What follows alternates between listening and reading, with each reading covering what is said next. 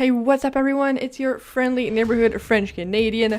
I hope you're having a wonderful day. And today I want to discuss more DLC for Mortal Kombat 11. Will we get more or not? Are we getting new content for MK11? Now here are my thoughts. I'm gonna be brutally honest with you guys. I think MK Ultimate was it. I think Rain, Rambo, and Melina were the last characters we're going to get in this game. Now, I've tried to find evidence to back this up, and I did find some things. However, there is one particular thing Ed Boon said that I cannot find anymore, so either I imagined it, or I just cannot find that particular interview. So of course it will come into play, but let's start at the beginning, which coincidentally is what Ed Boon has said in the past. So in the Game Informer interview that happened like a year ago before the MK11 release, he said that the game will have 25 characters to start and then 30 something to finish, so he didn't know exactly. Which means that at that point it was still undecided how many DLCs there were going to be, and also because we've seen with guest characters, you know, it is complicated getting the deals and stuff like that, so maybe there might have been some guest characters where they weren't sure if the deals were going to go through or not, as we saw with Ash. Now, 30 something doesn't tell us a lot, but how many characters are in the game right now? As of the Ultimate expansion, patch, whatever you want to call it, we have 37 characters, so it does fit in the 30 something. So in my opinion, we won't get much more characters than that. I mean, technically we could still have up 39 and it'll still be 30 something. And now they could change their plans altogether and go for another 5 character DLC. Like, we don't really know, but in my humble opinion, I just don't see any other DLC coming for this game. They're definitely working on a new game, and it's definitely going to be announced this year. Well, definitely is a bit of a strong word.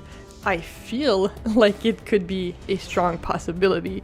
Would be better wording on my part. And now, let's talk about the elephant in the room.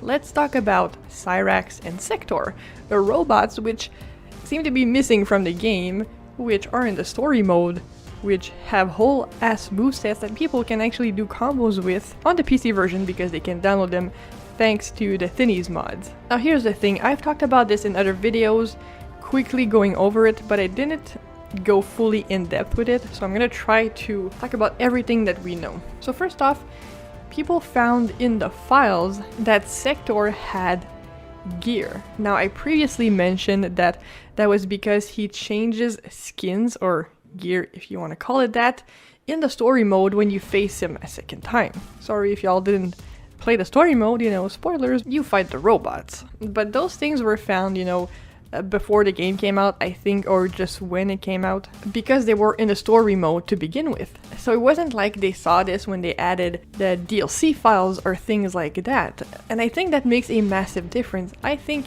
that stuff, the Sector gear, was only in there for the story mode. Now you can agree or you can disagree, but here's the interesting detail. I vaguely remember Ed Boon saying that they will not have NPCs in the game that you fight that won't be playable. Now I've looked at like 4 interviews this morning and I cannot find him saying this. So did I imagine it? Did I make it up?